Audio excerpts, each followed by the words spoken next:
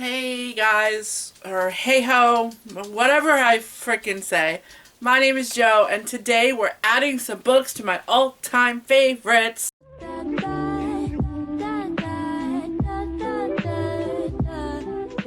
Hello there, my name is Joanna. I refer to myself here as Joe, and I am Fight and Read Like a Girl, where I talk about everything bookish and polycystic ovarian syndrome related. So if you are new here, that is who I am, a total typical coffee-loving book addict, and I try to give every book a chance at least once.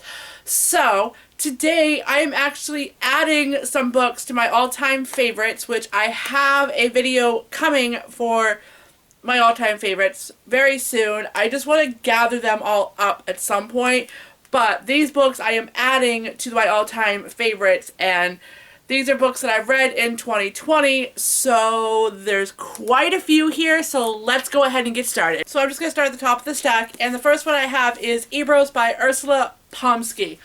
Like, holy crap, I know I gave this 5 stars, and I wasn't actually expecting it to make this list of some of my all-time favorites, but holy crap, like, so if you're not familiar with this, you follow you follow a guy named Nick who ends up getting a copy of this video game called Ebros, and I know I'm saying the title wrong, but he ends up getting so involved in the video game where he's having a hard time to distinct reality to the video game, and like the video game like ends up like knows that you're lying.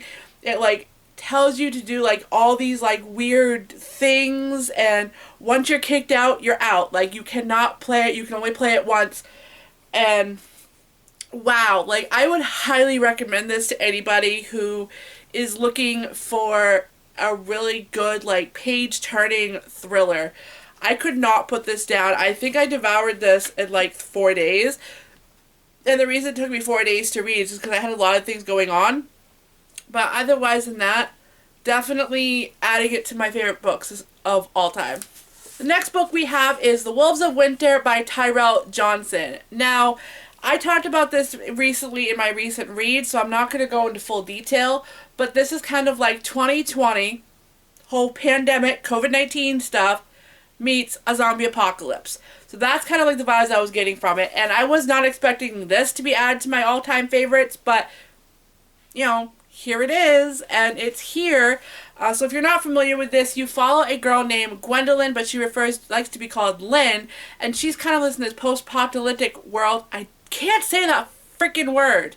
I had a hard time saying that word in my last video I talked about this, but anyway, she's like in this like world that's kind of like not really zombies, but there was a pandemic that hit the world, and some people got the vaccine support, some people didn't. So kind of like the human race kind of like died off, and like they're just like in Alaska, like stuck in this crazy world, like trying to survive. And it's kind of like post pandemic. So it's kind of like, I feel like this could actually happen, like if we don't get a hold of this whole COVID-19 bullshit. Either way, this was really good, and I would highly recommend it to anybody who likes, like, thrillers. I guess you could say this was a thriller, but I don't know. But it's definitely, it's really hard to forget how this book is. And it's, once you read this book, I feel like it's enlarged in your brain forever. And there is the ending opens it up for a sequel, and I don't even know if he's writing a sequel, but if he is writing a sequel, I would definitely love to get my hands on it. This next one shouldn't honestly be a surprise because it's by one of my favorite authors, but I wasn't expecting this one to be one of my favorites, but that is Dark Places by Gillian Flynn.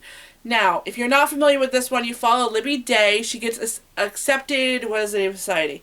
It is the Kill Club Society. So they're investigating a murder that happened 25 years ago, and Libby is approached by the society and is asked to tell her story, and you go bounce back and forth from 25 years ago from when it happened to where she is now, where she's uncovering all of these secrets, and she never talked about it before. And then you have Dark Places, because, you know, dark places in the mind, you know. I feel like Gillian Flynn definitely has a way with putting like twisting your mind in a way that you don't expect. Like, I'm probably anytime that Gillian Flynn puts something out, it's probably going to end up on my all-time favorites list because that's just the way she is. So this next one I was not expecting to like as much as I did, but it had a really interesting twist to it, and I think that's why I did like it. But that is Of Curses and Kisses by Sandra Menon. Now this is a Beauty and the Beast retelling. You shouldn't be surprised, right? So with Beauty and the Beast retelling, it puts the interesting twist on where the Beast is the girl and the Beauty is the dude. Or guy. Or boy. So it was definitely an interesting twist on it. Now if you're not familiar with this, it follows I can't remember names. It follows Princess Jaya, who is kind of... She, like, knows about the curse, and she knows about what's supposed to happen, what she's set to do. But then you have Lordship Grey Emerson, who knows that he's cursed, and they both know about each other, but they don't know that they know about each other. So it's definitely interesting. There's a little bit of a love trope in there, obviously, and there's definitely more to meet the eye with this, and I would highly recommend this for anybody who's a Curse So Dark and Lonely fan. I really did thoroughly enjoy this. And the last one on this list, and it shouldn't be a surprise because it's by one of my favorite authors, but that is Pan's Labyrinth and by I always say it wrong, Cornelia Turtle and Cornelia Funk.